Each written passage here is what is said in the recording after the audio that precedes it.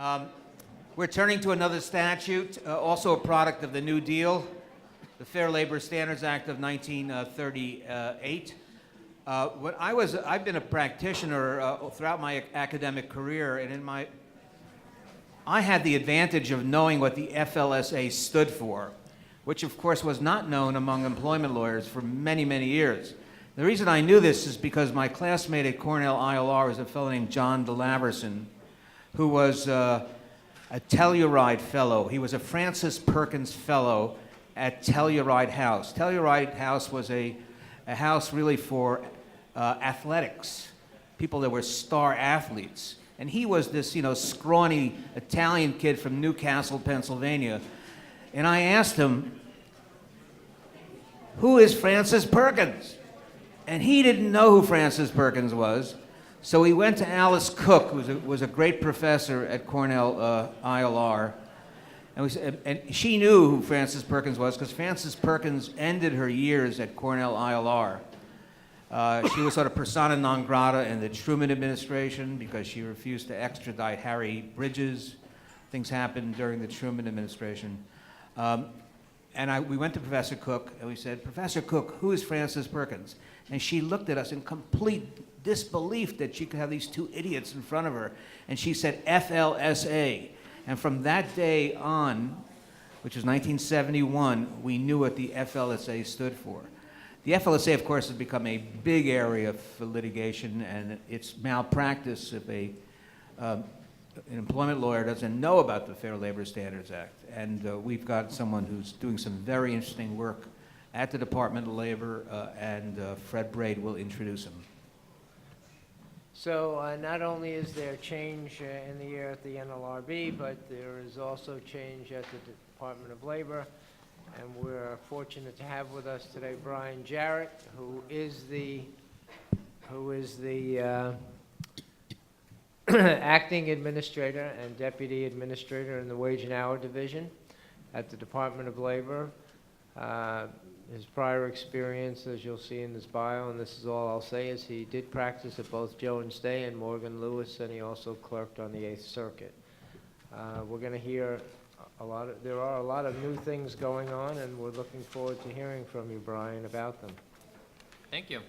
Thanks for the invite. I hope you can all hear me. I'll try and move this forward a little bit. Sometimes I speak quietly. I'll do better.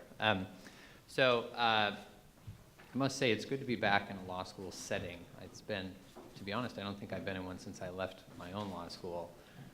And I enjoyed it so much then that I investigated enrolling in a PhD program. I didn't really care about what subject, but I just wanted a PhD because I heard they paid you a stipend to stay, and I really enjoyed the sunshine out in. That's one of the reasons I was a grad student at Cornell. It's not bad. Just It's not to be a in bad a deal. PhD program, yes. Yeah, you have a 7-year commitment. So there's that. But I will also say I apologize if any of you can't see me. I was invited to stand, but I graciously declined for many reasons. One of which was I was having my nightly WrestleMania with my 6-year-old, and he pulled a new move on me. And my back is thankful that I'm able to sit. I think I'm getting too old for WrestleMania. So many of you are familiar with the Wage and Hour Division. I'll give you kind of a brief overview of what we do. Some of you may not appreciate kind of the full breadth of what we do in Wage and Hour. I think we're well known for our work under the Fair Labor Standards Act, the FLSA. But we also administer and enforce the Family Medical Leave Act. We administer and enforce Davis-Bacon Act and related acts, the Service Contract Act, some less known laws like the Employee Polygraph Protection Act, garnishment provisions of the Consumer Credit Protection Act. We enforce labor standards in non-immigrant H visa programs and the like. So I think in total, it's been a little while since we tallied it. I think actually commissioned any sort of a study, but I think by last count, the laws we enforce apply to over 7 million establishments and protect over 135 million workers. It's a pretty big scope of the economy. But today I'd like to discuss a few topics, including compliance assistance developments, the paid program, our opinion letters, and maybe some of our other regulatory development topics. So it's an exciting time at Wage and Hour. I think there's many of things we could discuss. I'll try and focus on just some of the highlights today. And spare you all from a protracted monologue from me that would eat into your lunchtime. So, I think our core mission in Wage and Hour has always been and still is to promote and achieve compliance with the law. That said, we understand that the law can be complex and nuanced, and in particular, smaller employers that may not have full-time in-house counsel may not understand all the legal complexities that they're charged with complying with. It's unfortunate. We understand that ignorance of the law results in violations. We understand that is undesirable for many reasons, but one of which is, of course, it harms workers because they don't receive the wages and working conditions to which they're entitled under the law. But the second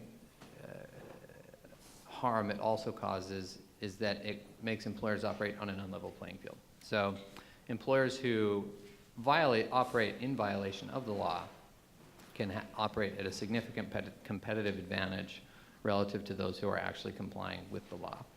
So part of our incentive for helping employers understand the law and comply with it is to make sure that business, the level that we always say level the playing field, make sure our businesses are operating on a plane, fair competition. So toward that end, we've instituted a number of initiatives at the Wage and Hour Division. I think one that garners much attention is the reissuance of opinion letters. That is a practice that the Wage and Hour did for decades, I think for 70 years, until it was stopped in 2009. Don't quote me on that, 2009 or 10. Opinion letters are essentially official written opinions from the Wage and Hour Division about how the law applies to a particular set of facts. They can be exceptionally helpful in elucidating what the law requires. The Secretary announced in the middle of last year that we were going to reinstate that process. We, earlier this year, reissued 17 letters that were issued in 2009 but then withdrawn in 2009. We looked at those letters to make sure that they were based on sound legal conclusions and that they were correct, and then reissued them, all 17 of them. I can't remember the exact date, but I think it was in January. Thereafter, we issued some new opinion letters. I'll discuss them briefly with you all. They address different issues, one of which was travel time. I remember fondly my days of private practice. Travel time is an issue that frequently perplexes employers. They can't figure out exactly what they need to pay for and how to do it correctly. And it's an issue we encounter with some frequency in the Wage and Hour Division as well. Among the many issues that perplexed employers was, well, what do I do when my employee is traveling out of town but he doesn't have a regular workday? So the regulations have long provided that when you have an employee traveling out of town, an hourly employee, you need to compensate them for the amount of travel time the travel time that cuts across their regular workday. So if they regularly work 9 to 5, and on a Saturday they travel from, noon to midnight under the regulations say you at least need to compensate them for noon to 5, if that makes sense. So then the question arose, one of the issues presented in the letter was, what do you do when there's no regular workday? I think some folks in the world are of the view that, well, you just don't pay anything because the regulation says that you only compensate during irregular work hours, and if you don't have regular work hours and you're traveling out of town, you don't have to pay anything. So we addressed that issue in the opinion letter and discussed some different ways for an employer to compensate employees that truly don't have a regular work day when they're traveling out of town. And we at the Wage and Hour Division would not find fault with that. Another letter we issued addressed garnishment provisions under the Consumer Credit Protection Act. I guess states had been following their own rules or establishing their own rules concerning garnishments, withholding of lump sum payments, which range literally anywhere from 0% to 100% of payments. So it was a source of significant confusion. What does federal law require? What lump sum payments are governed, and what are not? So it addressed a wide variety of lump sum payments, ranging from insurance settlements to bonuses and the like. I think that's a provision that applies to a lot of workers and employers in America, and I think that letter is very helpful. The third letter dealt with kind of an interesting issue. It's the intersection of two laws, the FMLA and the FLSA. The Wage and Hour Division has long maintained that rest breaks under 20 minutes in length need to be compensated, and courts have agreed. And the rationale for that has been, per the department and court's longstanding position, that these short rest breaks predominantly benefit the employer. Among other things, they allow the employee to return, re-energized to continue their work day. But then on the flip side, intermittent leave is becoming more common. And sometimes intermittent leave can be for fractions of an hour. And one employer wrote in and said, I have a lot of employees that are now asking for 15-minute breaks every 45 minutes of work. So in an 8-hour shift, they work 6 hours a day. Do I need to pay them for all 8 hours because all the breaks are technically shorter in length than 20 minutes? And the Department of Labor has said that in most circumstances, breaks under 20 minutes in length need to be compensated. So we analyzed that and concluded that no, when breaks are for the employee's benefit, not the employer's, and in this circumstance it was for the employee's own serious medical condition, these FMLA 15-minute leaves did not need to be compensated under the FLSA. That's a conclusion that is probably not too surprising, given that the FMLA expressly provides that FMLA leave need not be compensated. But to eliminate any confusion for that employer, that opinion letter, I think, was quite on point and quite helpful. The other, I think the 17 opinion letters we issued back in, or reissued back in January, dealt with a wide variety of issues, many of which dealt with the exempt status of several jobs, including ranging from helicopter pilots to clinical coordinators of a health placement company.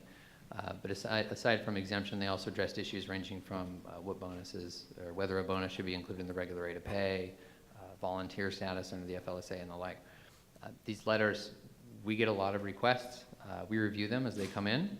There's no specific requirement as to whether they have to be in the body of an email or an attachment. I think there's a fair amount of consternation about what's the format What's need the to look like. basic process at DOL? So we have a pretty good webpage that describes how to submit an opinion letter request.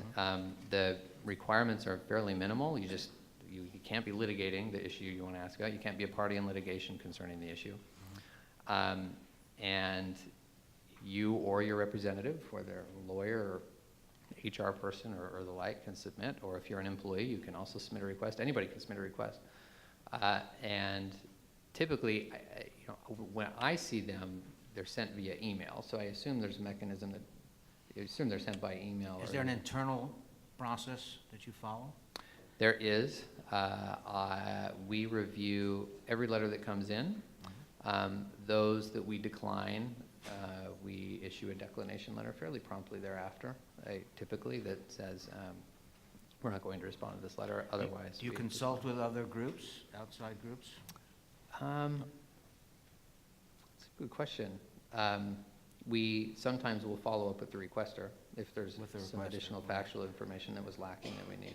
Yeah, I think that's But that's not it, beyond that, you think?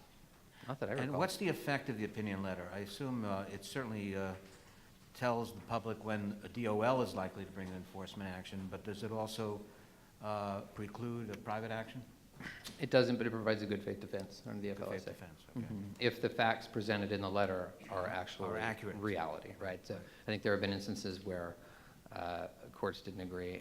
I could be wrong on this, but I seem to remember an opinion from back in the day where a court said, well, the facts have changed, and so this opinion letter isn't really on point for this employer, and there's no good faith defense. But And do you recall why the previous administration rescinded this practice? I never. What reasons did they give? I don't. I never really asked, Okay. but I don't know the answer to that. All good questions. So, beyond that, consistent with our concern that employers know the law, including small businesses that, like I said, don't have infinite resources and infinite in-house counsel on hand. We're trying to make information more accessible to them, digestible, and not everybody reads a treatise in the evenings to understand all their legal obligations. So we've prepared these nifty little animated videos. They're about 5 minutes in length. We're in the process of preparing more. They're stripped of legalese, they're very accessible, and they're optimal for these kind of small businesses that just want to know what they're supposed to do and want to play by the rules. So these are available on the department's webpage. I think we just put them up on YouTube, but we're having a hard time linking them or making them searchable on YouTube. I don't understand how IT stuff works, as I'm frequently reminded in the department. But they're really good. The ones out right now address minimum wage, overtime obligations, deductions, They address hours worked, what time, the time for which you need to compensate your employees. They're very good. We're open to more suggestions. If any of you watch those and think we should be doing, covering any other topics, we're all ears.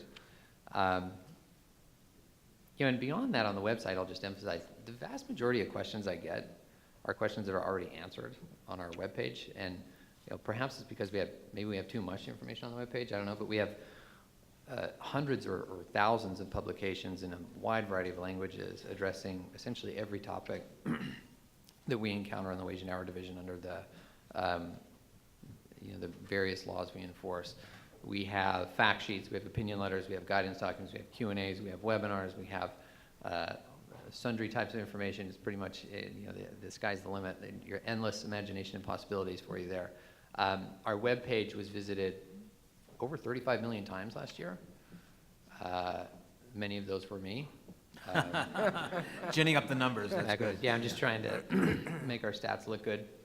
But and I'll say our FMLA page in particular is one of the most visited web pages in the entire Department of Labor, not just Wage and Hour Division, but an enormous number of clicks.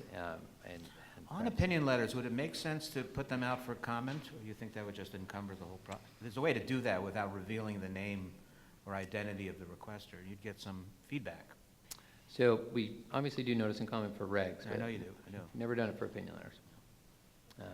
It just Nobody's ever, that's an interesting idea. It may be a way to get some feedback and, preclude problems that Well- you might not have anticipated. I would rely on the Department of Labor. I recall,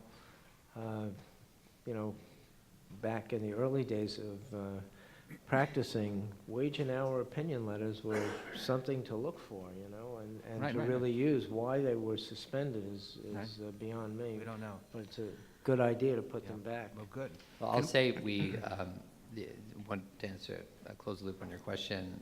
The opinion letter is really designed to address the specific facts presented by the requester. So I don't think there would be a need for public Well, some of comment them per are, se. but some of them ask for, you end up giving them a broader opinion, but I understand. We try to just address It would have the to be in facts. your discretion. Right. yes, And you wouldn't make sense in every case, I agree. Right.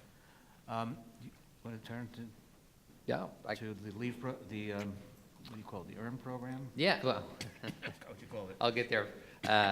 Paid program. The paid program, yes. So, we at the Wage and Hour Division, we really are trying to help employers understand what their legal obligations are. So it includes, opinion letters, it includes the videos I just mentioned, it includes, we have a hotline employers can call. We got over a million calls from employees and employers last year, many of whom were from employers, or many of which were from employers asking how they can comply. One other development I'll mention that's fairly recent in the Wage and Hour Division before transitioning to paid is we now have community it's killing me. Community Outreach and Resource Planning Specialists, CORS, CORPS is what we call them. I think everybody in this room, every employer in America should have a designated CORE somewhere nearby them. And these folks, they're not full-time investigating employers. They're full-time helping employers and employees understand what the law requires. They're kind of on the ground level, giving people the information they need, answering their questions, explaining their legal obligations. This is a really neat resource that we have available in Wage and Hour. These are staff members. Yeah. And how do these small companies learn about them? So you can just call Wage and Hour and they'll direct you. I think to there's a desperate need for communication Yeah. with small employers, especially in immigrant communities. Right.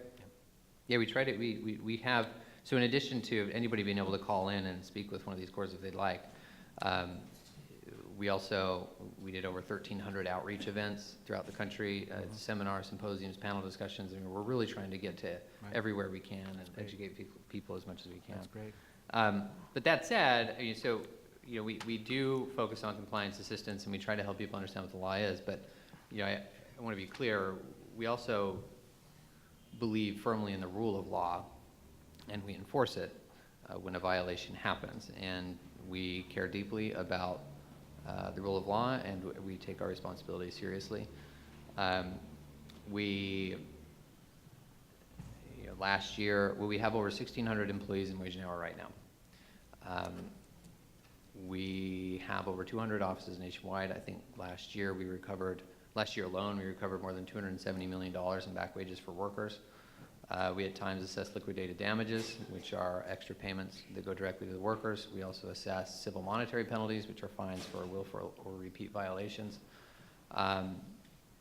And you know, I think the secretary is a former prosecutor. He certainly believes in the rule of law, and that culture he creates at the department goes all the way down to hopefully every one of our investigators in the field. You know, I'll say in the last 5 years, we have recovered more than $1.2 billion in back wages for 1.2 million workers. We also, in addition to doing back wages, though, and liquidated damages, which I think are the headline numbers people usually talk about, we also have a lot of other enforcement mechanisms. So we debar sometimes. If an employer runs afoul of government contracting requirements, we could debar them. Another thing we do is hot goods. Have you ever heard of hot goods? I sometimes shadow our investigators in Wage and Hour, and I shadowed an investigation in Los Angeles where we investigated a garment contractor and found that they were paying employees a flat piece rate regardless of the number of hours worked, which unfortunately is all too common at times. Didn't keep track of hours worked or when I was just a straight piece rate operation, and so it resulted in minimum wage, overtime violations. In an attempt to remedy the violations, we requested, or we made a hot goods objection to stop the shipment of goods in interstate commerce. They shipped it anyway. So we went to court and got a TRO, and as a result of the great efforts of the division, more than $230,000 are slated to go to 41 employees. They're going to get the back wages and overtime they're due. So hot goods is just one of the many tools. I tell this story not only because everybody enjoys telling stories about their own experiences, right? Who doesn't? But also because I think it illustrates the types of cases we encounter and the wide variety of tools we have in Wage and Hour. But you know, that said, our view in Wage and Hour is informed employers are more likely to comply with the law. Informed employees are more likely to understand their legal obligations and therefore less likely to let their rights be violated. So we aggressively try to educate folks, and when violations happen, we aggressively try to remedy them, using the full and fair enforcement that we pride ourselves on in Wage and Hour. That presents an issue, though. At times, employers, I know, learn that they made a mistake, and they want to do something about it. And I encountered this in private practice, and I know it exists out there. So the FLSA is not like all other statutes. If you violate the FLSA does not recognize private out-of-court settlements to resolve the violation. So this is what makes one of the things that make the FLSA very distinct from other statutes, and I think many of the folks in this room have settled all sorts of lawsuits and claims in all sorts of a wide variety of contexts. The FLSA, though, says quite clearly that if you want a conclusive settlement for an FLSA violation, it either has to be supervised settlement by the Department of Labor, or you need to get it court approved. Now, prior to this year, prior to the paid program, the Department of Labor really didn't have a formal mechanism for resolving your inadvertent minimum wage or overtime violations. They just didn't. I think requests came in, I hear second or third hand requests came in, and the response was we don't really have one, so you're out of luck. The only other mechanism employers had then to resolve something was to go to court, which employers are not all that wild about doing voluntarily. So in these circumstances where an employer realizes they made a mistake,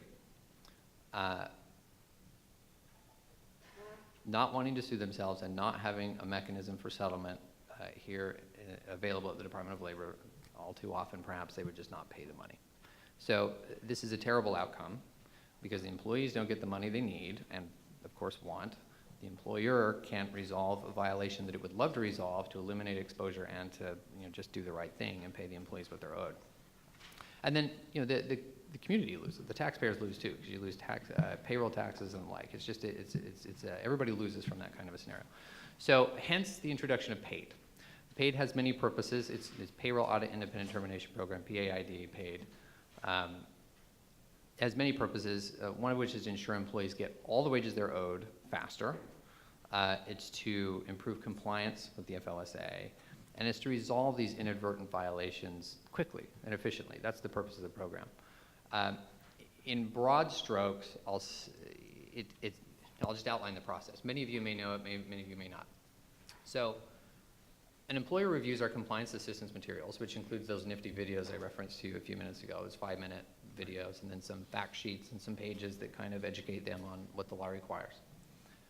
Then they conduct an audit, so they take a look at their payroll practices and see what may be amiss. And if they find that they've had a violation, then they calculate who was or figure out who was affected and how many back wages are owed, what amounts for what times, and then they contact us. We assess and confirm the amount of back wages due. They write a check. The employee accepts payment, then they've waived their claims, and the violation is conclusively settled.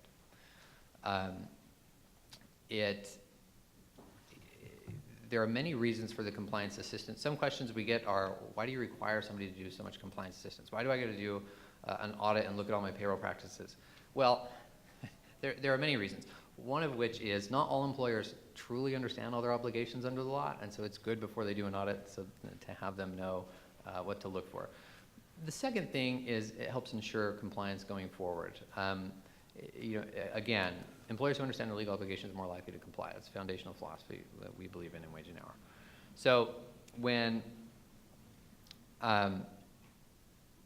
they come in, there are a lot of safeguards in addition to requiring the compliance assistance for employers to participate in paid.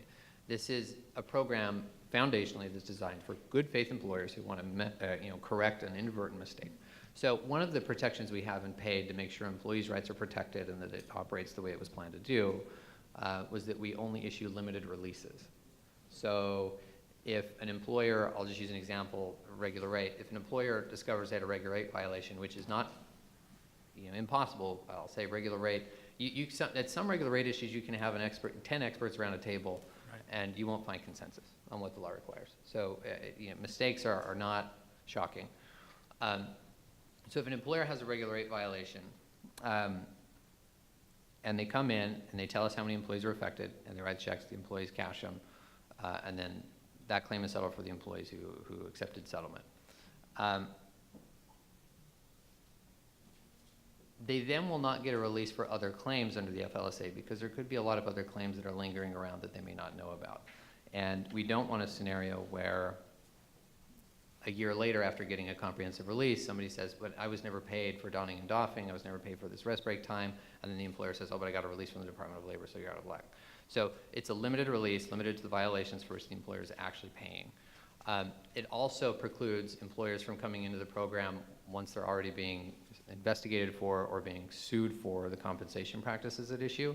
And this goes back to that foundational principle of trying to get the good faith employers to proactively find their payroll mistakes and come to the department and get them resolved. It is not a program for people to wait until they get caught, know of a mistake, and then not sit on their hands, wait till they get caught, and then come into the department. That's not the kind of employer. So you're not going to make it available if there's a current proceeding, investigation of any kind? On that compensation practice. So if we're investigating regular rate, and we catch you, you made a violation, and perhaps you knew about it, maybe you didn't, but then you should have conducted that audit before we got there and found it. You require an audit, but it's a soft requirement, right? I mean, it's a self-audit. It is a self-audit. It is a self-audit. And I think this is a great program. I just want to ask you questions. The release does not cover state law claims. It does not. You told me that. So we have never, just to add to that, the Department of Labor, we have no jurisdiction over Right. state law claims. We've never, in any investigation, required. But so there's been some question, But it's drafted in a narrow way, so it doesn't lead to that argument. What about liquidated damage claims? Does the release cover liquidated damage claims? So I believe the FLSA is pretty clear. If you, while we require payment of 100% of the back wages due, we do not require liquidated damages, and we do not require payment of civil monetary penalties as conditions to finalize settlement. Does the release cover it? That's the question. And that's right, I'm going to get. So then the FLSA is pretty clear. When an employee accepts payment of back wages due on this supervised settlement, then they also waive any claim for liquidated damages. Do you, again, does this program extend to situations where the claimant is where there are represented by lawyers, employees represented by lawyers? Sure. You mean, wait, hold on, just backing up. But you mean, You have claimants out there who, and their lawyers speaking for them. Do you, oh, so, I thought you said employers represented by lawyers. Yes, of course. I assume employers are represented by The lawyers. O's are. You know, this program is for employers who find inadvertent violations to come in. I Right. suppose, you know, I haven't thought about the scenario where an haven't encountered employee, yet. I haven't encountered that. That's Well, interesting. Brian, let me Yeah. just speak as a practitioner. What usually happens, in my experience, is we're working with an employer, and people they thought were, and were treating as independent contractors, we say, you know, we don't really think that's the case. They should have been your employees, should have been making deductions and paying them overtime and what have you. And typically, they're thinking about how to make that correction without signaling that they've been doing something wrong and having that followed by claims that are going to be made. So is it sounds to me like the advantages of the paid program are you're wiping out any chance of liquidated damages or any willful, penalties. But the employer is going to have to make good on all the money within the statute of limitations period, I assume. 2 years. Yep. All right, 2 years, okay, so, so you're guaranteeing 2 years and not 3, but you wouldn't make this deal if you felt there was a willful violation, because that employer wouldn't be operating in good faith in your Right. That's right. scenario. That's right. We do have, one of the other mechanisms we have to prevent any abuse of the program is that any employers that we sniff out as acting in bad faith won't be allowed to participate in the program. So that would include, willful violations, right? If it looks like it was a clear willful violation, then that would be the kind of bad faith that we wouldn't allow in the program. But of course, coming forward and throwing yourself on a sword would help maybe convince you it's not willful. Okay. I'm sorry, do you Any have more more you want to say? No, you can ask Now, him. the independent contractor example, are you going to resolve whether these people were actually employees? In other words, the employer says, we've classified them as independent contractors. Is this program equipped to deal with that kind of an issue? It can, yeah. Can. So, which raises another interesting issue. It's limited to only overtime and minimum wage claims under the FLSA. So, no child labor, nothing else in other laws we enforce right now under this pilot program. That said, within the minimum wage and overtime worlds, there are a lot of different types of violations. So there's off-the-clock work. Right. There could be minimum wage or overtime violations resulting from misclassification as independent contractors, as misclassification is exempt from overtime requirements under the FLSA. It could be regular rate So problems. you it could be all deal with sorts of- misclassification issues? We would. We would. So an employer would come in, and this happens, right? Right. Employers discover they messed up a classification. That employer that, made a mistake on classification could come to us and say, yeah, this person should have been non-exempt, they should have been hourly, here's all the time they worked, here's the money that's owed. We would confirm the money that's owed and pay them and wrap it up. Do you consult with employee lawyer groups on this program? You get feedback from them? So we've been administering the FLSA for so long, our investigators. You know what you're doing? Yeah, we kind of, in each case when an employer comes in, our investigators have done, countless numbers of investigations, and so they just investigate the employer with what they're trained to do, and they wrap it up. Okay. Yeah. Question, yes. Please identify yourself. I know you spoke before. Hi, I'm Sachin Pandya with the University of Connecticut. I understand PAID is a pilot program, so at a certain point you'll assess whether to continue it. In assessing that, what would count as a successful take-up rate, and what other criteria of success are you looking at? I How do couldn't, you define success is the question, right? Yeah, so the question is, what's a successful take-up rate, and what other criteria of success would you be looking at? yeah, good question. The team, I think, is still considering the best way to evaluate the program. I think we're going to wait till the end of the pilot program and then take a hard look at how it worked. One metric that readily comes to mind would be, how many employees do we help get paid? And how much money did they get out of the program that they otherwise would not have received? That's something I'll be focusing on. No ballpark as to what? No. No, I mean, it's so early. I have not thought that. Jerry?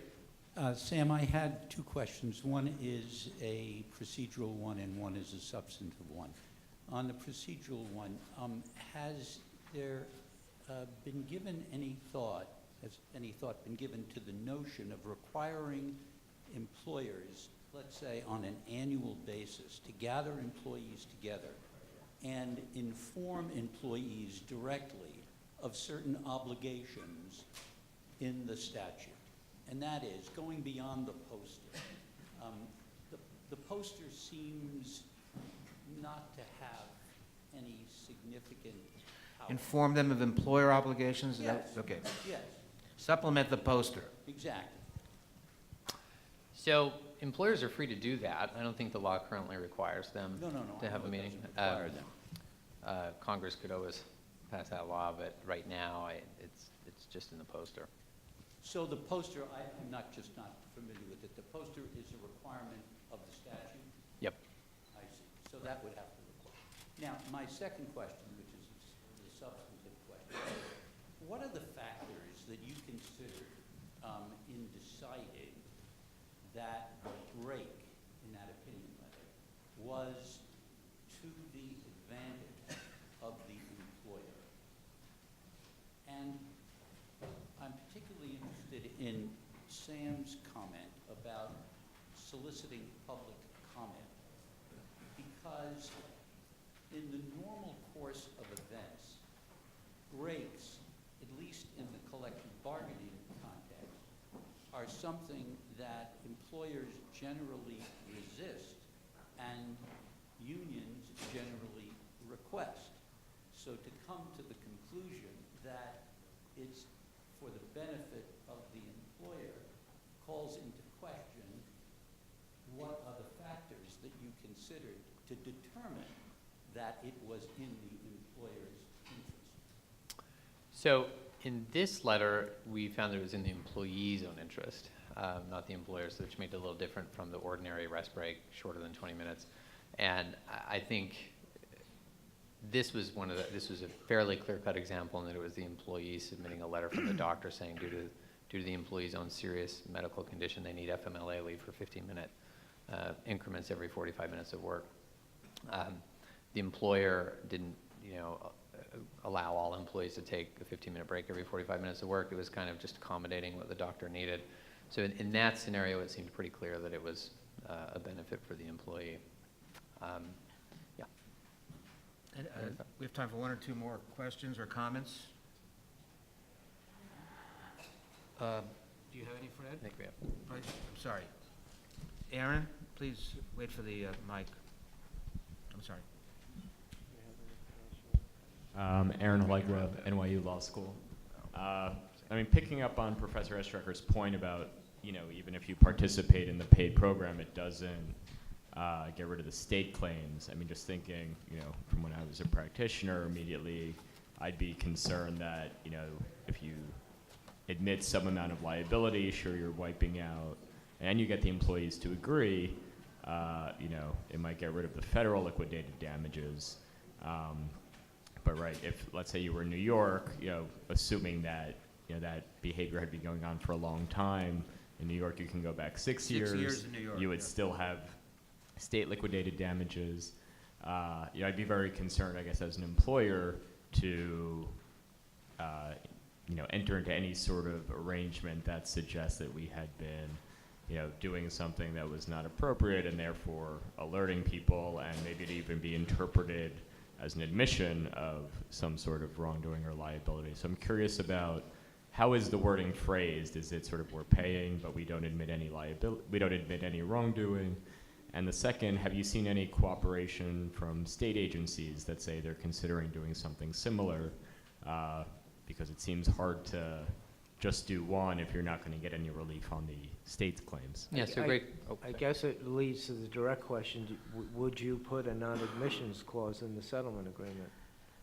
Oh, that'd be something honestly I hadn't thought about that nobody's really raised before. That would be something for us to think about when we assess the program at the end of the pilot period. To date, I haven't really heard anybody reference that, but it's an interesting idea. I'd say I don't really track, although yesterday I heard that, so actually, let me say this. The paid program doesn't, the Department of Labor, as I mentioned earlier, we've never had jurisdiction over state law, state law claims. The state, these New York claims that go back 6 years, that's not really. You have no jurisdiction over it, but, you want employers to buy into the program. They may want a more complete release. That said, nothing the department has ever done, the department doesn't bar employers from working with a state agency to pay any additional sums that would be due under state law. The paid program doesn't change that. Good answer. And employers could do that as long as they like or with anybody they like. I think some states, I was informed yesterday that some states reached out and want to do joint outreach programs, perhaps to resolve claims under state's laws as well. I think some in the Northeast, as I recall. And so we're doing joint outreach events where both the wage and hour division folks and the state folks are educating employers and telling them what they can do to get the violations resolved. That's good. Yep. All right, I don't see any other comments or questions. Brian, thank you very much, and I'm glad that the department is proactive here. Fantastic.